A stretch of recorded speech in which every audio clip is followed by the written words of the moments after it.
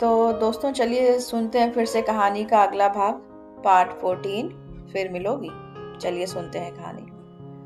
College के आखिरी साल का नया सेशन शुरू हो गया।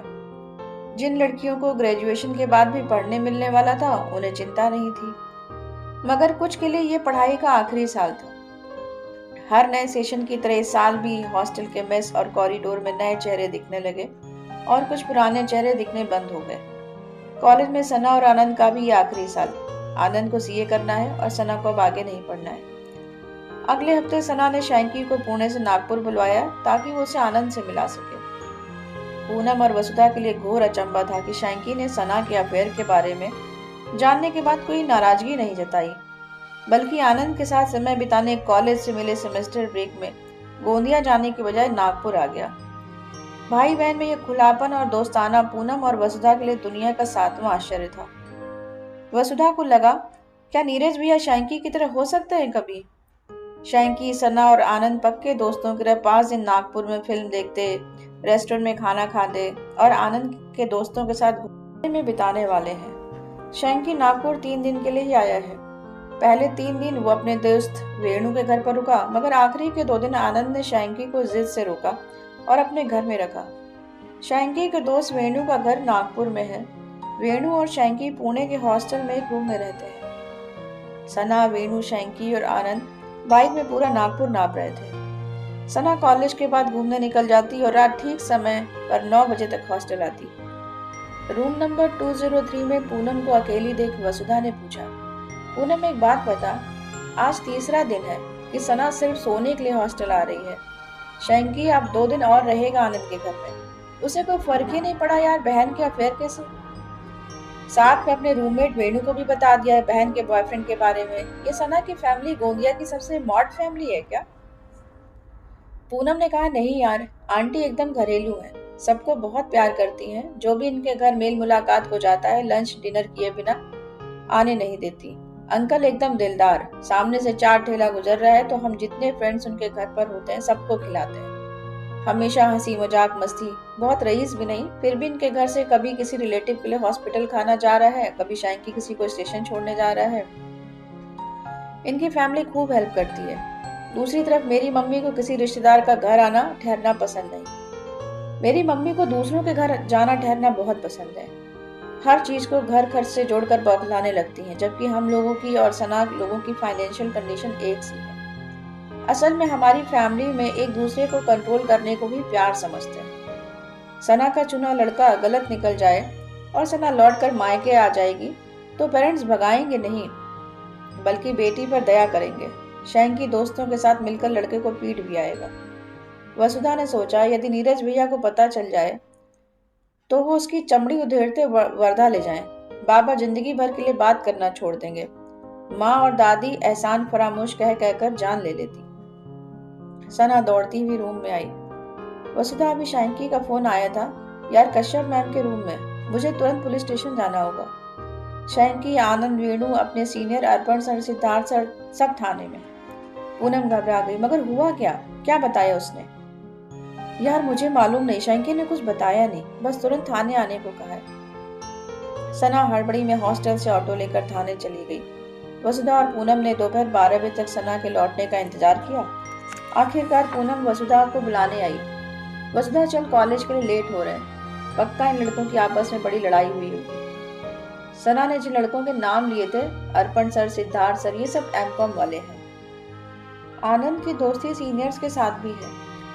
कल रात शैंकी और आनंद सिद्धार्थ सर के हॉस्टल में रुके थे। पक्का वहां कोई हंगामा किए होंगे। चल, अपने को क्लास अटेंड करने कॉलेज चलना चाहिए। वसुधा और पूनम जैसे ही कॉलेज के गेट के भीतर घुसे कि उन्हें सना सहित सारे लोग पार्किंग में खड़े दिखे। एमकॉम वाले सिद्धार्थ सर स्टैंड पर खड़ी बाइक पर बैठे थे।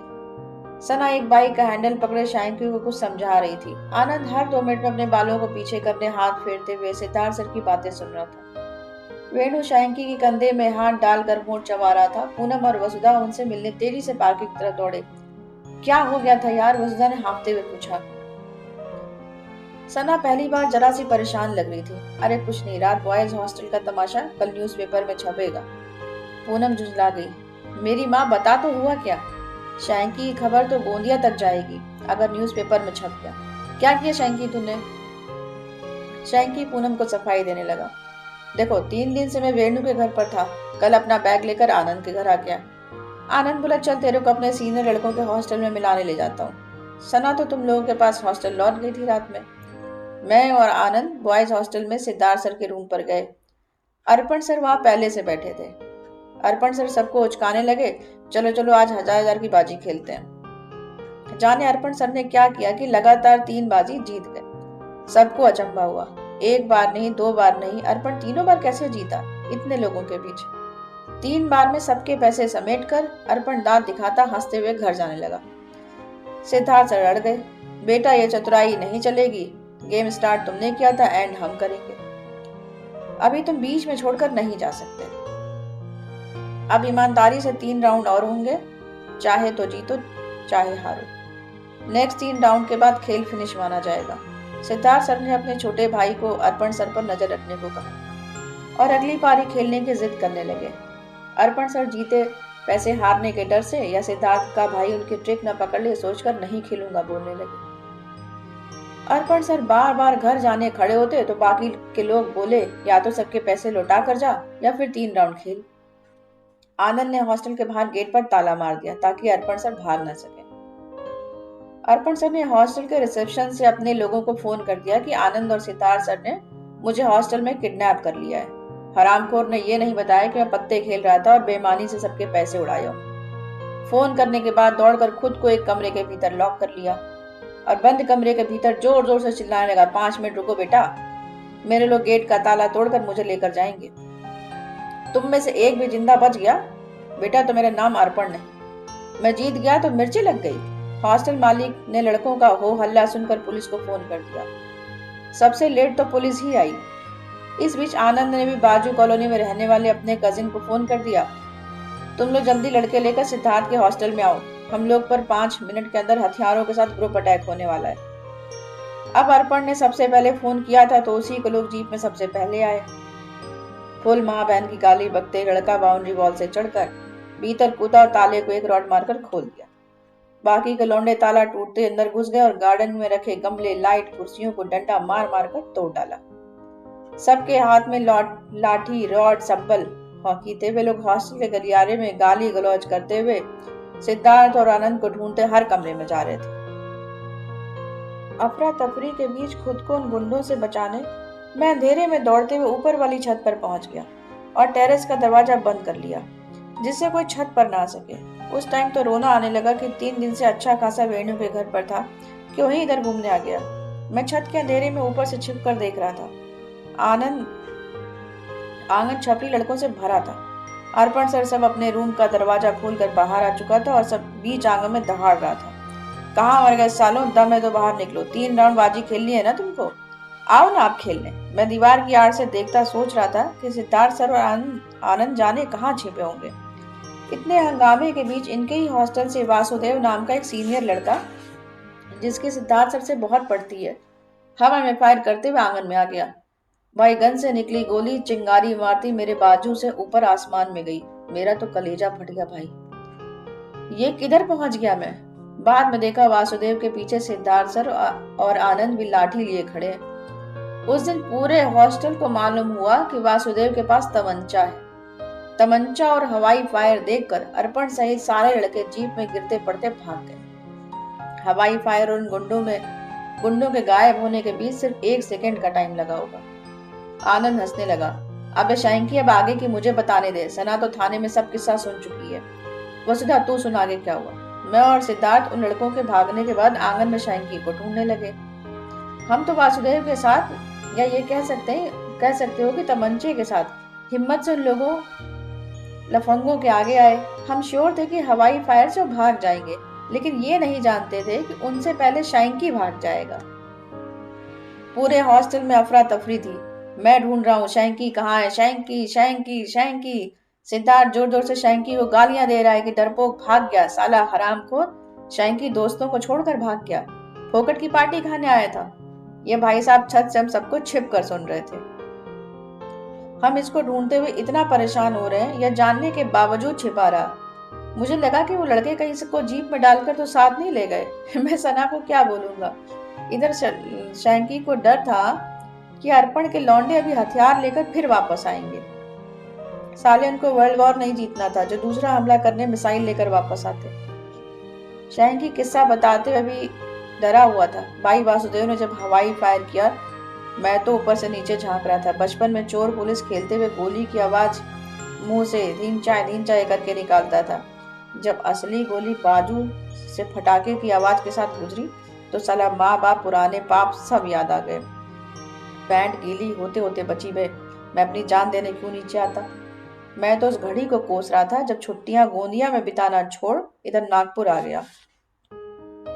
नागपुर आ गया तो कम से कम वेणु के घर पर बने रहना चाहिए था। मैं ऊपर से देख और सुन रहा था कि सिद्धार्थ सर और वासुदेव गालियां दे रहे हैं। शैंकी गद्दार मुसीबत में साथ छोड़कर भाग गया।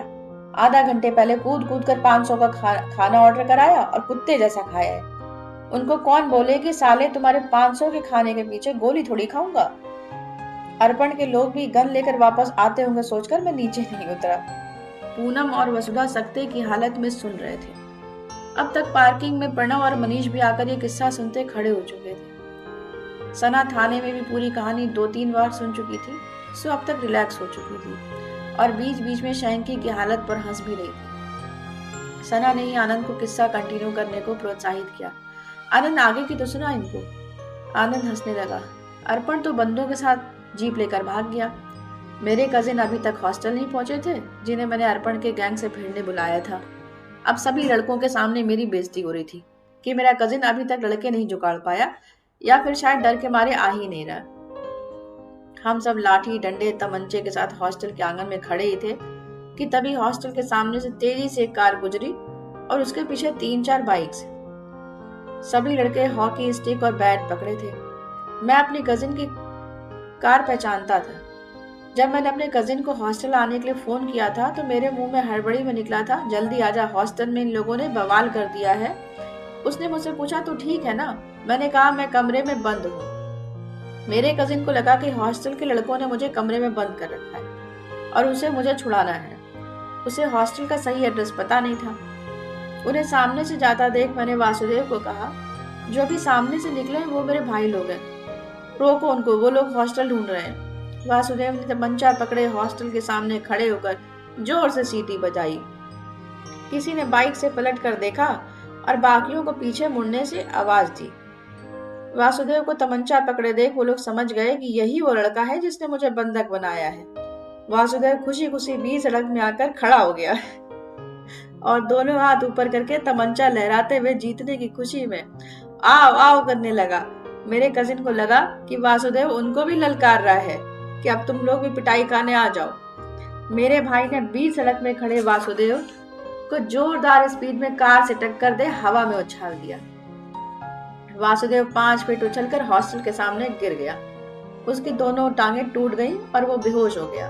मैं दौड़कर सामने आया, तब उसे असल बात पता चली कि उसने मेरे मददगार की टांगें तोड़ दी। पूनम और वसुधा के इतने सीरियस टॉपिक में हंसी नहीं रुक रही थी। पूनम को बहुत मजा आने लगा। फिर क्या हुआ? शैंकी ने फिर बताना शुरू किया। मैंने ऊपर से देखा, आनंद सिद्धार्थ सर मिलकर तमंचे वाले लड़के की बॉडी एक कार में डालकर ले जा रहे हैं। बाद में आए दूसरे गैंग को कार से टक्कर मारकर तमंचे वाले उड़ाते देख चुका था। मुझे लगा कि अर्पण लोग ही बदला लेने वापस आए थे और वासुदेव को कुचलकर मार डाला। मुझे नहीं मालूम था कि वो जिंदा है। सब लोग वासुदेव को लेकर हॉस्पिटल गए, पर मुझे लगा वो लोग बॉडी ठिकाने लगाने ले जा रहे हैं। मैं छत पर बैठा बैठा रोने लगा। उन सबके जाने के बाद नीचे आंगन में शांति छाई थी। तभी पुलिस सायरन की आवाज हुई। इतनी देर से चल रही अफरा तफरी, गोली कांड, माँ बहन की गालियों के बावजूद हॉस्टल मालिक ने अपने घर का दरवाजा अब तक नहीं खोला था। हॉस्टल के आजू बाजू के लोगों ने भी थाने में फोन कर दिया था कि बीच सड़क में रॉड गोली डंडे चल रहे हैं। एक कार में कुछ लोग एक लड़के की डेड बॉडी ठिकाने लगाने ले गए हैं।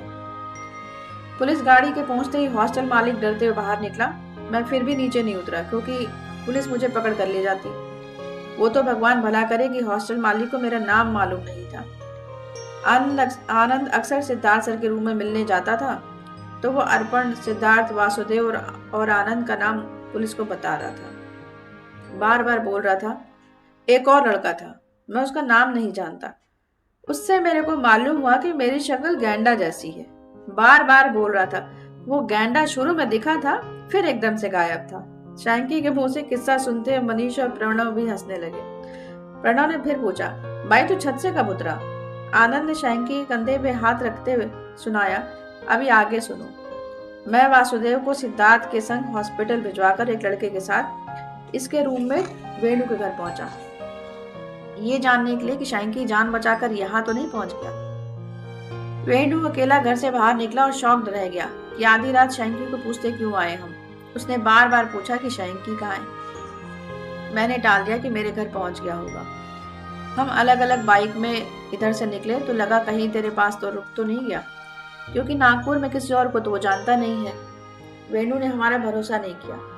शक करने की बड़ी वजह यह बन गई कि जिस लड़के के साथ मैं वेणु के घर गया था, उसने लौटते हुए वेणु के घर के सामने बाइक में बैठते हुए कहा, हॉस्पिटल चल।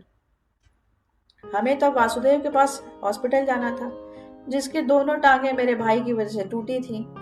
वेणु को लगा शैंकी किसी एक्सीडेंट का शिकार हो गया और हम उसे बता नहीं रहे, इसलिए ही आधी रात में हॉस्पिटल जा रहे हैं। वो रात भर अलग अलग हॉस्पिटल में शैंकी नाम के लड़के की एक्सीडेंट भर्ती का पता लगाता रहा। सिद्धार्थ ने इन्हें बीच में टोका, कब तक यहाँ पार्किंग में खड़े खड़े कथा पुराण सुनाओगे? चलो मैं वासुदेव के पास हॉस्पिटल चलता हूँ। दोनों पैर में प्लास्टर है तो लैट्रिन बाथरूम में जाने आदमी लगेंगे। साला नई अर्पण मेरे रूम में आता और नया तमाशा होता। सना ने सिद्धार्थ और आनंद के हॉस्पिटल जाने के बाद आगे की कहानी बताई कि अर्पण और हॉस्टल के मालिक ने पुलिस में रिपोर्ट कर दी। शैंकी का नाम तो पुलिस जानती ही नहीं थी। इसी बीच वेणु ने जाकर शैंकी की गुमशुदा रिपोर्ट लिखवा दी।